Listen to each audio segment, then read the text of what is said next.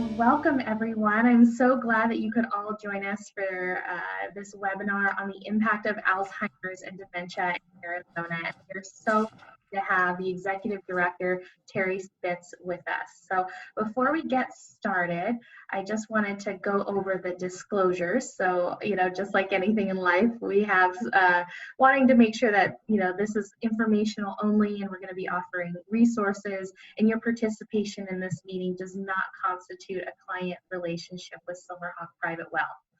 My name is Kaitlyn Laney, and I am a certified financial planner with Silverhawk Private Wealth. I work primarily with high net worth individuals and business owners and owner operators. And in my 10 years of helping people navigate the financial landscape, I've really seen up close and personal the impact of Alzheimer's and dementia and financial burden of long-term care. And so in my practice, I've really made it a point to offer solutions and resources for folks and to bring people together, because this is something that so many of us know people and personally struggle with. So Terri is with us, and Terri is the Alzheimer's has joined us with Alzheimer's Association, and as the executive director, her role is to ensure ongoing and local programming excellence, conduct program evolution, and analyzes the current landscape in Arizona. The association's mission in Arizona is to build relationships with the local and state and federal governments, as well as corporate partnerships and community organizations that lead to revenue opportunities, including the Walk to End Alzheimer's. So Silverhawk sponsored the walk last year, and it was such a fun event. I hope that all of you have the chance to get involved or participate in that when we all get back to normal. So Terri, why don't I turn it over to you and you can get us started. Thank you, Kaitlyn. Well, again, thank you for thank both of you for joining both of us this evening. It's great to to kind of share a little bit about what we do, and especially what things look like, especially right now during COVID, and how we've kind of pivoted to kind of adapt to that. But just starting out, our mission, the Alzheimer's Association leads the way to end Alzheimer's and all other dementia.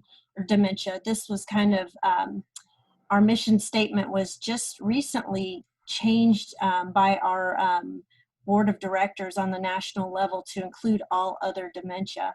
By accelerating global research, driving risk reduction and early detection, and maximizing quality care and support. So throughout the presentation, I'm going to, touch on a few things that, it'll become more clear. I mean, Pam, you were just sharing a few things about women and women being diagnosed and things, and we'll kind of get into some of that. I wanted to share one thing before we start.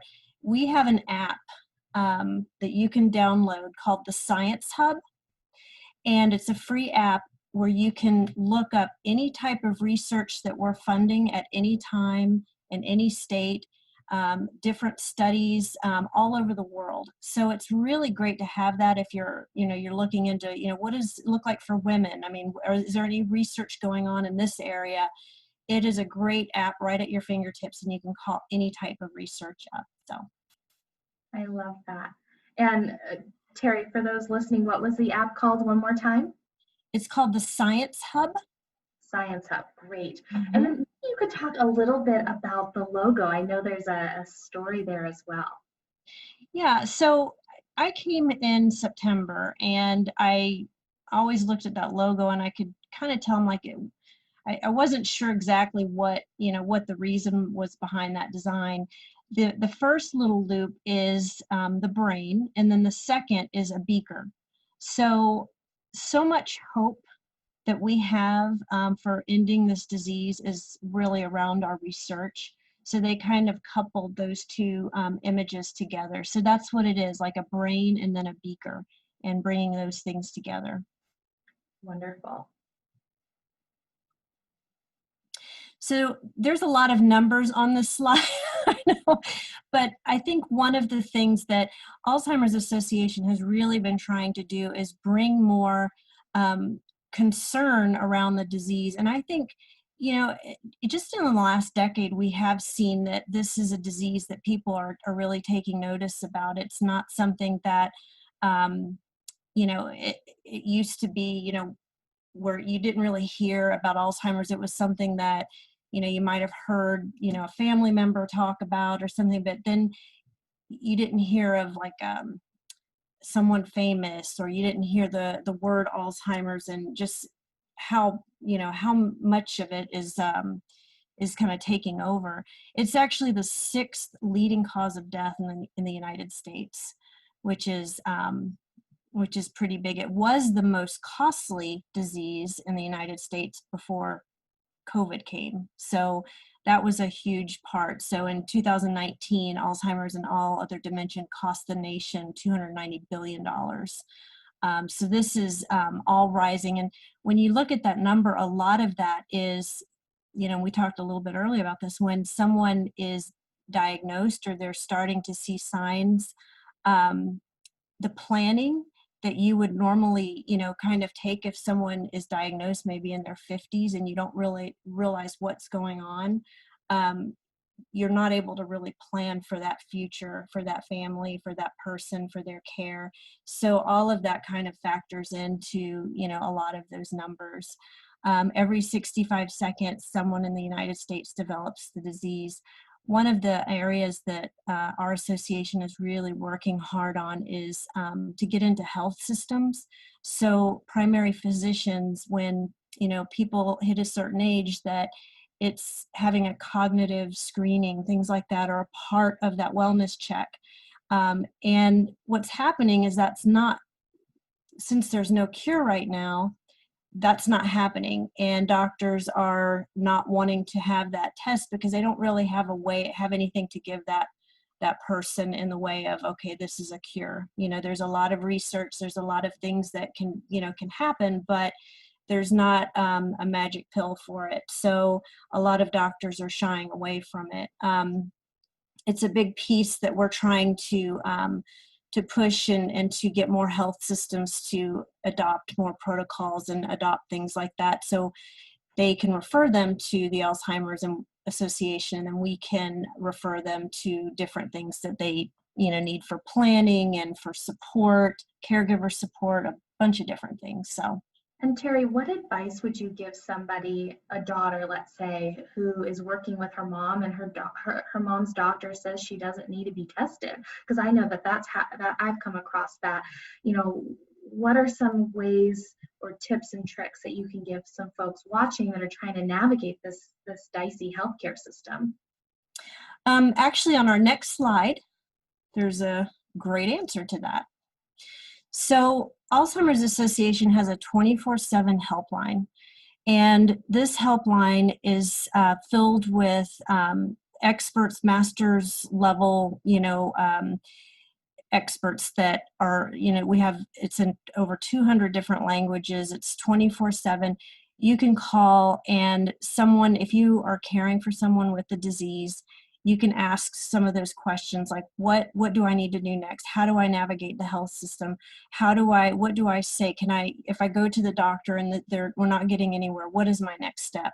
How do I, if I'm starting to see signs of memory loss, how do I know what's normal sign of aging and what might be dementia? And there's a lot of things just on our website too.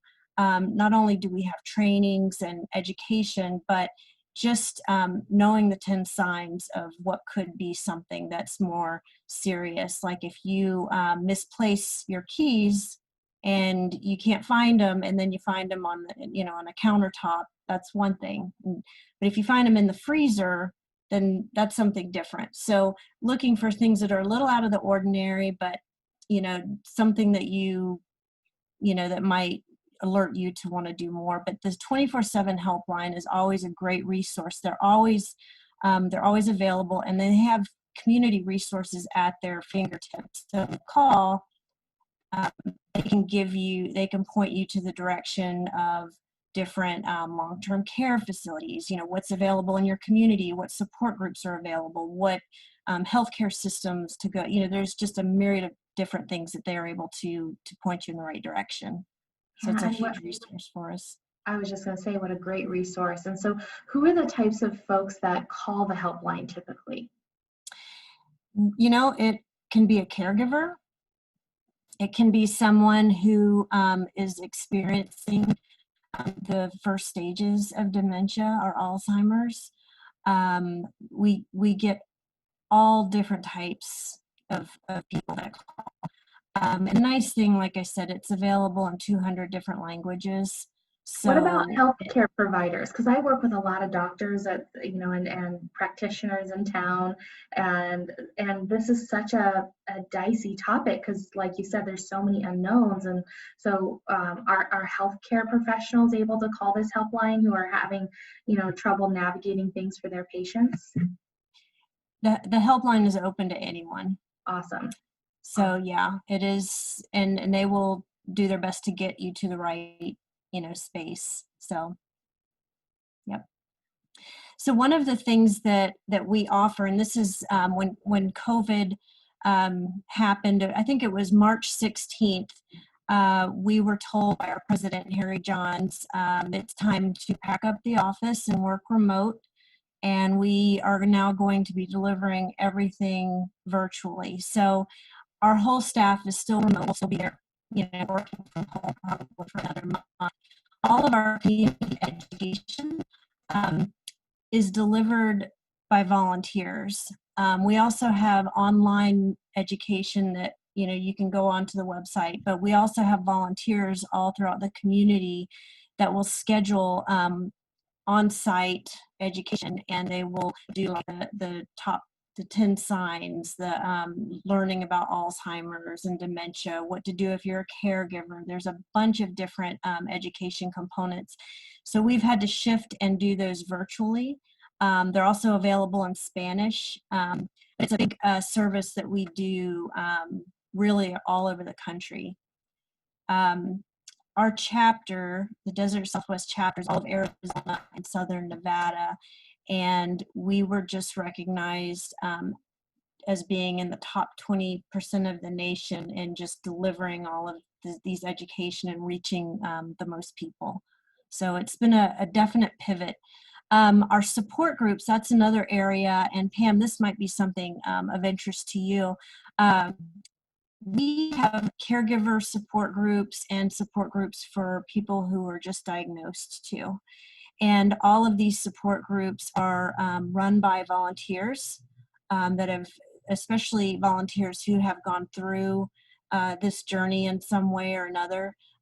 All of our community educators and our support group facilitators are background checked, and they get training to do this, and they meet with their group regularly.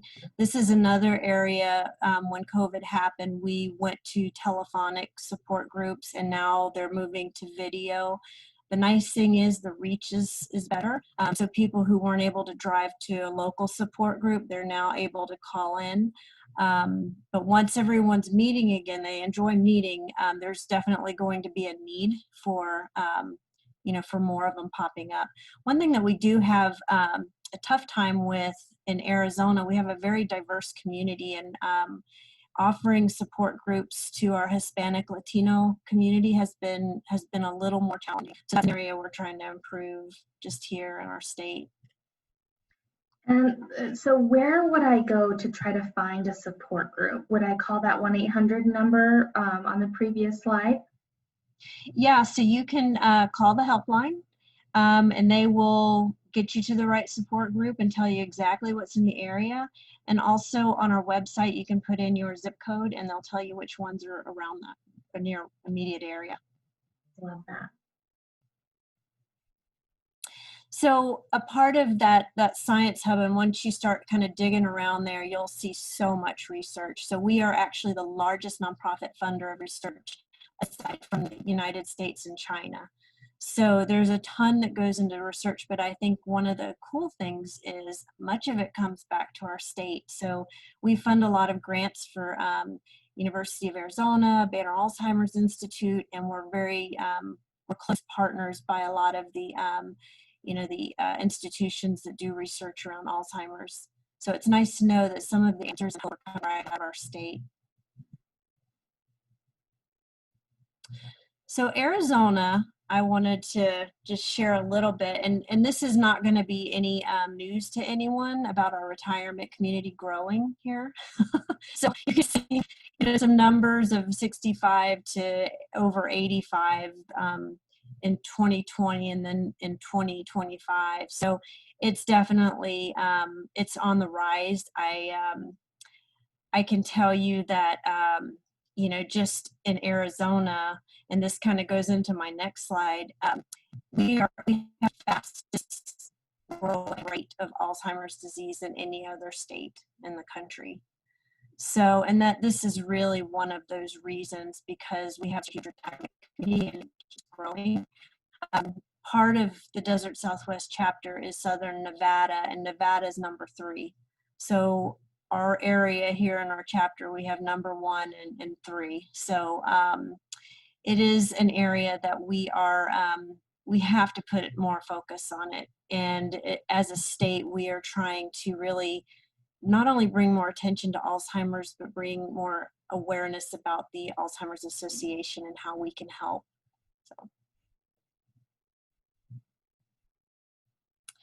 So you can just see that we're the fastest growing. And up at the top, you see the 346,000 Arizonans that provide unpaid care for people with Alzheimer's. And you always think that, it's a spouse and they're older. And I think one lesson I learned when I came here in September, it's everybody. And you can kind of see the picture below. I mean, it's the kids, it's the, all ages are kind of surrounding that person and end up, our caregivers. We have a lot of stories, just, people connected with our chapter and volunteers that have an aging parent, but they have a toddler at home. We have one woman who, her mother has Alzheimer's and she's got a 3-year-old, and the 3-year-old takes grandma to the restroom all the time and helps her. And, so they're growing up understanding what this isn't right, and how to, how to care for someone. We hear a lot of reports of, kids not going to college, or kind of waiting a little bit of time before they go, because they have an aging parent at home. It's just one thing that I think personally is a goal of mine, is really to be loud in Arizona and really share that this is a disease that we need to really take seriously. I feel like in the state that's really been a priority. It's with everything growing and getting worse, we have to draw a line in the sand. And part of that is just telling the story. And this isn't the number one spot I want to be in. But unfortunately it is. So well, and I love how you have on the slide the sandwich generation, because it's so true. And this is why so many women have less money than men, because they take a step back from the workforce to take care of their kids, and just when they're starting to get rolling again, then they have to take care of their parent. And it's such a tough thing for so many people, but specifically women. And I have several clients that have said, I don't need long-term care, I'm just going to use Altex, Arizona long-term care benefit. And there's a lot of challenges with that, and there's a lot of myths around that. And so, it's something that, if you have a plan, even with a fire, we teach our kids to stop, drop, and roll. And I think that's the key that I love that you're speaking to is, no matter what happens in your family, if you have a plan, you're going to be able to weather that storm a heck of a lot better, even if it's just something simple like stop, drop, and roll, right? Mm-hmm. Yeah, I think knowing those 10 signs is a huge thing. As my father-in-law he's in the memory care right now, and he lived in a retirement community in Florida. We never all the siblings were all over the country, which is probably the same story for a ton of families. And his caregiver at the time, you know, things were fine and no one really noticed anything until he was in a car and just had like an anxiety attack, and he was just trying to get out of a moving car. And that was only one thing. And then we tried to, move him to one of the daughter's houses and, try to, and the travel and breaking the routine, there was a lot we learned the hard way.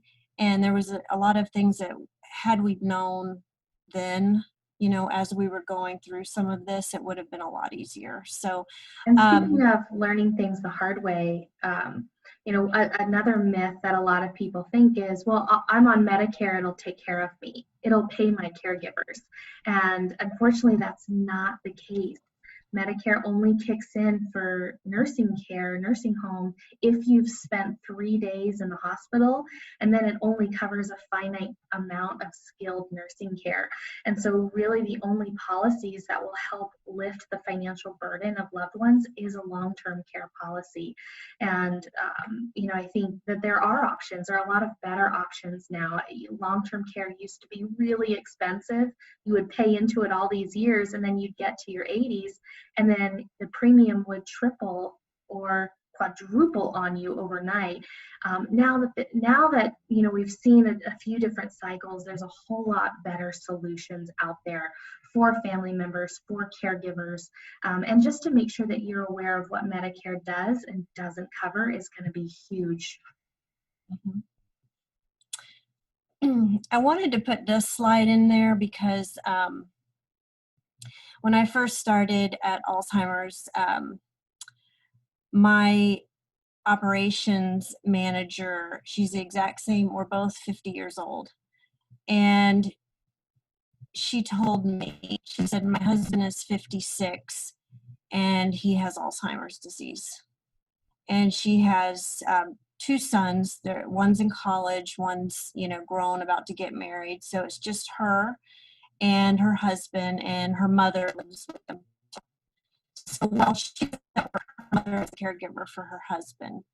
And her husband is getting progressively worse. Just in almost a year that I've been here, she's starting to see more and more signs. And just as an employer, I see what she's going through.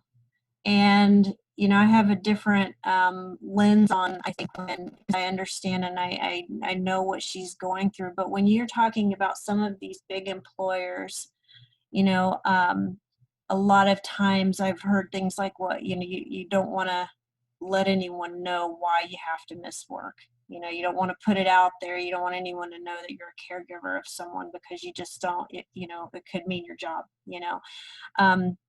Another area that we want to educate employers, that, there's a lot that comes along with being a caregiver, but there's time off, there's a lot of productivity, there's a lot of things that need in becoming a caregiver. Just aware of that. It's something I see firsthand, and we have certain days that we can offer caregiver days. We have things because we're the Alzheimer's Association. But I don't think people, when you look at, the slide we just talked about, the 300 and something thousand, there's a lot of people that are going through this and that are trying to work a full day and come home, and it's like another full day, so it's really kind of an education around what this looks like. You could have a lot right in your backyard, in your workplace, and not even know it. So definitely need to better support them. So you mentioned women, and women, just in the United States alone, more than 13 million women are either living with Alzheimer's or caring for someone who has it. And it is definitely something that it's more prominent in women, but also just the caregiving piece, and just sharing more about that, because it is a women's health issue, and it again is not talked about enough, you know, because, you know, Pam, you mentioned earlier about the progression of the disease and when you start seeing it, and sometimes it's the daughter, it's someone who's super close and can pick up on certain things like that. But you know, a lot of what comes with this disease too, and as you've probably seen, is just denial or not wanting to think anything's wrong. On all cases, we had an open house before all of this happened in February, and we had a woman that came in. She was from Sun City Center, and she had come out to one of our walks and then found out about our open house, and she came in and just started crying and said, you know, I know I have this disease. I went to the doctor. I did get a diagnosis. She's like, I have 7 children and none of them believe me, and I'm living alone, and I don't know what to do. And it was just, and the really hard part is she got there at the end of the open house. We went back outside, and she had been sitting right outside the office and couldn't remember how to get back. So we made sure she got back home, and she, you know, she was taken care of. But this isn't I mean, this is just one of a million stories. So it just needs to be told more, and especially about women. So 60% of women are caregivers. More specifically, 1/3 of dementia caregivers are daughters. So that was a big one that, you know, just really hit me, because you know, that comes to the higher levels of burden, depression, and impaired health than men. And I mean, they're all, yeah. and one thing that also doesn't get talked about enough is the financial burden. So oftentimes the daughter's the caregiver, and by default, because she might be local, she also might be the executor of the estate or power of attorney for mom's medical stuff. Well, that also makes her power of attorney for the financial stuff. And I've seen many times where the daughter's just trying to pay the medical bills and take care of mom, and then you have the brothers come in who are more in the financial front seat because that's been their role for their family. And now the daughter's getting pressure from both ends as the siblings are kind of questioning what she's doing with the money. And then the mom is kind of frustrated because she's, you know, obviously experiencing some health stuff. And then you have that sandwich generation in the middle, and that stress of the caretaker. And you know, you don't always think about these things until you're in it, and these are roadblocks and obstacles. And so the more you can outline your medical directives, your power of attorney, and your estate plan, the better off that you are. And I'd also really encourage people to not have a family member be the executor of estate. It's not very expensive to hire a corporate trustee or to have an outside family member be the executor of your finances, because that really takes a lot of the stress off the individual in the family on whether they should or should not be doing something in a fiduciary capacity if that's not their normal job, right? If I'm a teacher, I don't know anything necessarily about managing all of the different finances. And so it can just be a better conversation up front the more planning you do before we get into these scenarios. Yeah, I think the planning is probably one of the biggest areas that we, you know, other than research, when someone is feeling like this isn't right or something's not right, and you know, calling the helpline and being able to start at the front end of that plan and what that plan looks like. And so many, it's not an easy thing either. I mean, you know, we have a board member that he got married, they started a family, and the mother, you know, his mother-in-law something wasn't right. They went to pick her daughter, she was babysitting, and her diaper hadn't been changed all day, and it was just something wasn't right. And they realized she did in fact have Alzheimer's, but the husband decided he'll be the caregiver. And for a few years, he was a caregiver until he ended up having a stroke. So she lives with them. And, he said it's like we lost her 5 years ago, but we see her every day, and it's just, something that they live with. But, for the caregiver, whether it's a woman or a spouse, you think you can do it and you think you can handle it. And it gets into a part where the memory's lost, and then it gets to a part where you're doing things, like toileting and just really physically, doing things and caring for that person that you never really anticipated. And it has nothing to do with the love that you feel. It's a matter of, being able to take care of that person. And A I, lot I of think, times the caregiver is like the patient behind the patient. and you nailed it, I think, is your ability to care for someone is not necessarily a sign of how much you love them. And we Right. all need help. One of my business beliefs is in life, you never get to where you want to go alone. We all need help. There's no way I could have built my business to where I built it today without the help of so many amazing people standing behind me. And I think the same is true for many spouses, feeling like they need to take on this burden alone and they don't want to be a burden to their kids. And, they'll take, the husband will take care of mom, or I'll take care of dad. You kids don't need to get involved. And I think kind of changing the mindset, changing the dialogue around, hey, we want to be there for you. This is going to be a family approach to make sure that burnout doesn't happen as quickly, because it isn't a sign of how much you love them. It's a sign of collaboration. So I love that.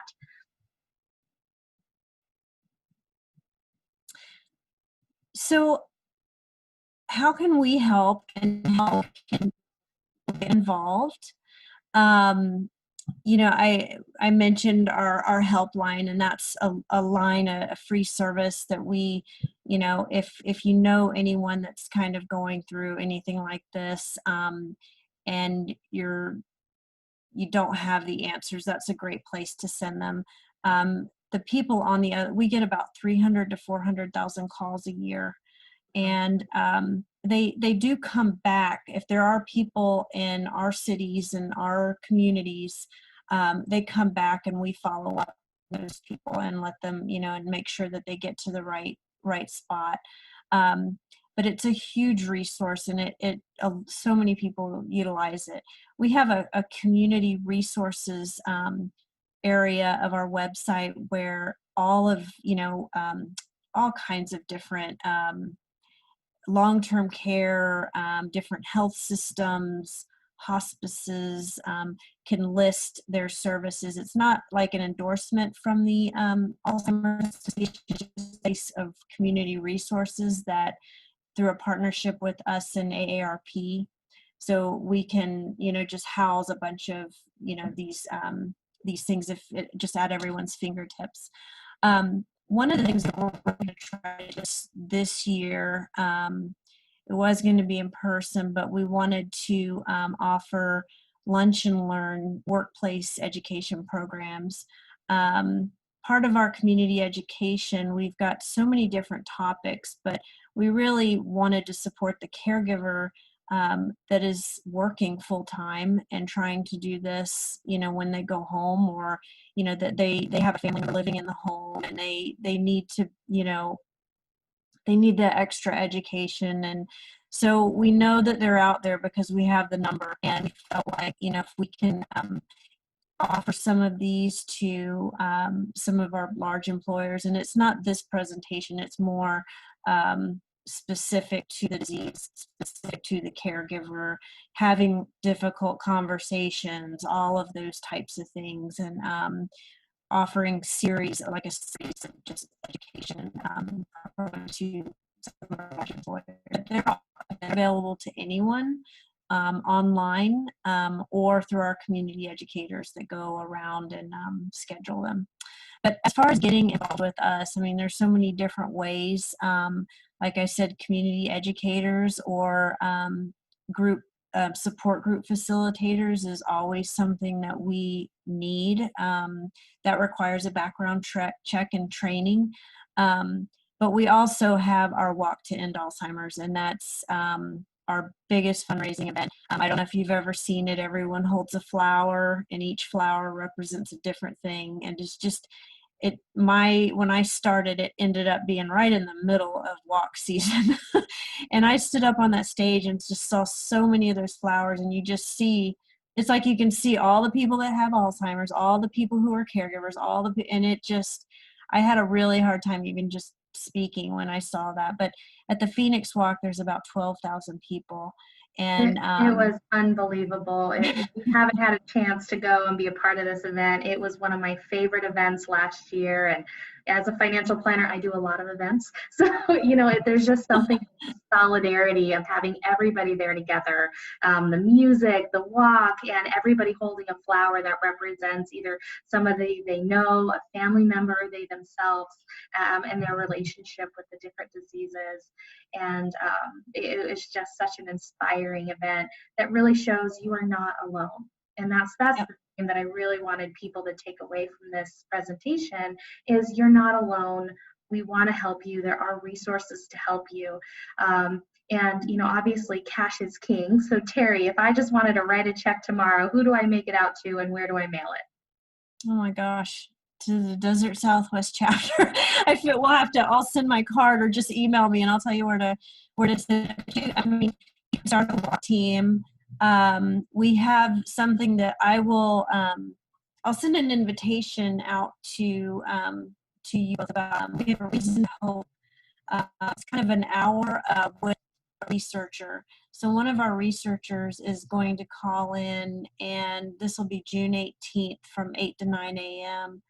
And that's a great way to just learn about some of our research, but then to ask him questions And and really put him on the spot, ask what's going on, Yeah, another great strategy for those who have parents that are over 72, you have what's called a required minimum distribution that you have to take out of retirement accounts, and you have to pay taxes on it, right? So if you're going to be donating money to organizations like this anyway, you can send the check directly from your IRA. As long as it goes directly from the IRA or the 401k to the charity, the government will not take out taxes. So if I'm in a 30% tax bracket and I take out $100, instead of $70 going to the Alzheimer's Association, all $100 will go and you do not have to pay the taxes. So that's a qualified charitable deduction. And so make sure to talk to your CPA if you yourself or you have family members over 72, that's a really great way to leverage your RMDs a little bit differently. Great point. We have a few people, board members, that do that. Yeah, well, Terri, I just so appreciate you sharing the resources. This is wonderful. I learned a ton on this call, as I always do when I get to speak to amazing women like yourself. So I just want to, on behalf of Silverhawk Private Wealth and myself, thank you for sharing your passion, your knowledge, and your expertise with all of us.